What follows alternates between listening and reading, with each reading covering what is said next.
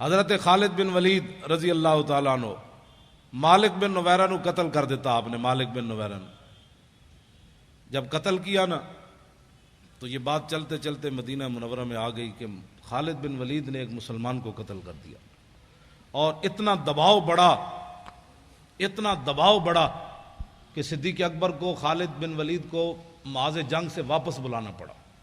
اصحاب حل و عقد، حل و نہیں پڑھنا پیا، بات میری کوئی غلطی پہ کٹو. حل کا معنی اور ہے اور حل کا معنی اور ہے. حل لکم کا معنی اور ہے، حل کا معنی اور ہے. صبح میری آپ کے شاگرد کہیں کہ جی استاد صاحب صرف ساری زندگی پڑھاتے رہے، ان کو یہ بھی نہیں پتا کہ قرآن میں حل ہے، وہ حل اور معنی میں ہے، یہ حل و عقد ہے.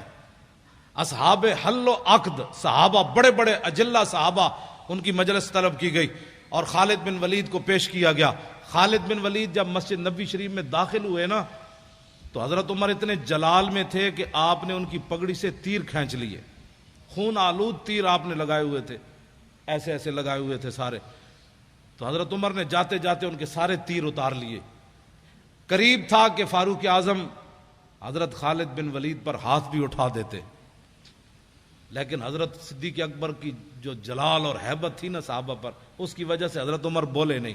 جا کر بیٹھ گئے اور کہا کہ آپ نے ایک مسلمان کو قتل کر دیا، مالک بن نویرہ کو قتل کر دیا. سنیں، آج لوگوں کو گستاخیاں سمجھ نہیں آتی، فتوے علماء سے پوچھتے ہیں. آپ نے فرمایا کہ نہیں، وہ مسلمان نہیں تھا، وہ تو کافر تھا، میں نے اس کو اس لیے مارا. نے کہا آپ کے پاس کیا دلیل ہے؟ نے کہا کہ جب میں نے اس کو کہا نا کہ تم زکوٰۃ کیوں نہیں دیتے تو اس نے کہا کہ ان صاحبکم قد توفیا. اس نے کہا کہ تمہارے نبی کم، اس نے یہ نہیں کہا کہ ان صاحبنا، اور اس نے کہا ان صاحبکم. جب کہا تو میں سمجھ گیا کہ اس کا رسول صلی اللہ سے کوئی تعلق نہیں.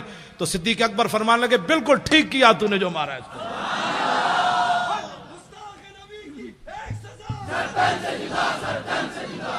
یہاں تو کم سے بھی بات بن جاتی ہے، کیوں جی نا اور کم.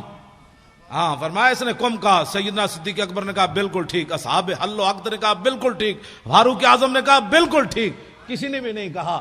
ایمان یہ ہوتا ہے کہ جب علماء بات کر دے نا اصحاب حل و عقد تو پھر بات بندے کو ماننی چاہیے. بندے کو کل واللہ بھی نہ آتی ہو، پھر ناموس رسالت کا مسئلہ پوچھتا پھرے کہ جناب ناموس رسالت کا مسئلہ کیا ہے.